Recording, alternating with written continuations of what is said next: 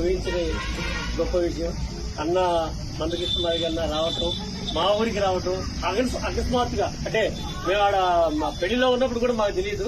నేను ఇక్కడికి వచ్చేసిన తర్వాత మా మీటింగ్ లో ఉన్నప్పుడుగా కోట్లింగ ఫోన్ చేసి, అరే మేము అన్న వస్తున్నారా, మీరు వెంటనే దండలు తెచ్చి పెట్టండి, దండలు పెట్టాము పెట్టాను అన్నారు. అసలు ఎంత సంతోషపడ్డాము, చాలా సంతోషపడ్డాము.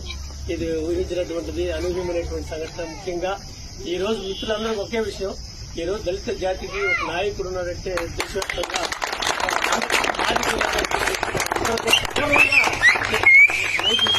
మనం అందరం కూడా అన్నకి సపోర్ట్ గా నిలబడాలి. అన్న ఉద్యమాన్ని మనం ముందుకు తీసుకెళ్లాలి. అందరం దళితుల ఐక్యత అనేటువంటిది ప్రధానంగా మనం కాన్సెప్ట్ తోటి ముందుకు నడవాలని చెప్పేసి నేను చెప్తూ, మా ఊరు వచ్చిన సందర్భంగా మా యూత్ తరఫున అన్నకి చాలా చిన్న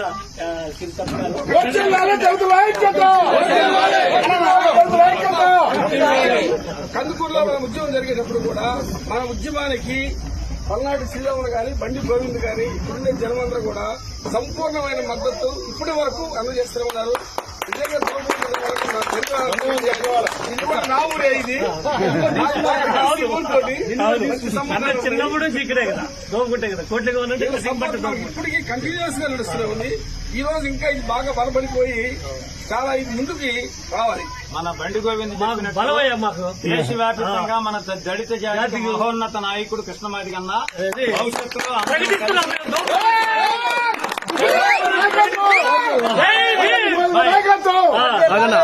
మనకి భవిష్యత్తులో కందుకూరు గడ్డ మీద కూడా దళిత ఐక్యతా సదస్సు మనువాదుల గుండెల్లో రైళ్లు పరిగెత్తించే విధంగా ఇక గొప్ప సభ జరుపుతాం. ఇది భవిష్యత్తు మహాజన రాజ్యాధికారానికి నాంది పలికే సభగా అన్న కూడా మనకి భవిష్యత్తు బహుజన మహాజన రాజ్యాన్ని సాధించే రథసారిగా మన వస్తాడని చెప్పని అన్న మా దోపుకుంటూ వచ్చినందుకు అన్న హృదయపూర్వకంగా జైభీములు తెలియజేస్తారు. అన్నకి ప్రత్యేకంగా జైభీములు తెలియజేస్తారు.